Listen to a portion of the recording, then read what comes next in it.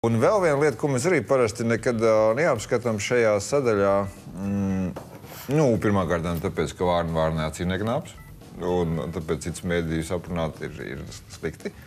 Un otrām kārtām arī tāpēc, ka Latvijas televīzijas ļoti cienu.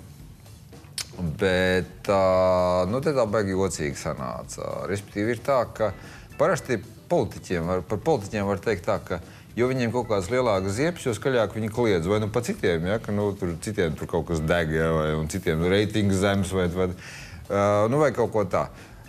It kā mēdī tā parasti nedara.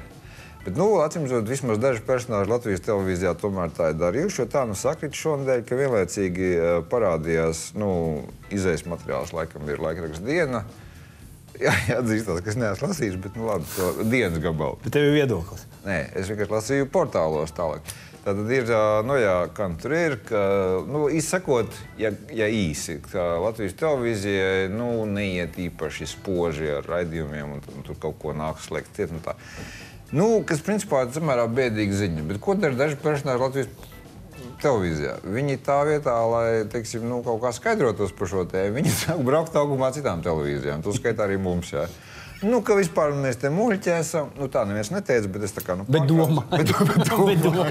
Jā, un kāpēc vispār viņiem, jums arī maksā par šito visu, jā?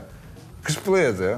Īsakot, cienījamie kolēģi, kas te šitā dara, mēs tā kā neapspriežam to, mēs tā kā neapceļam jūs. Nedariet tā. Mēs jūs mīlam.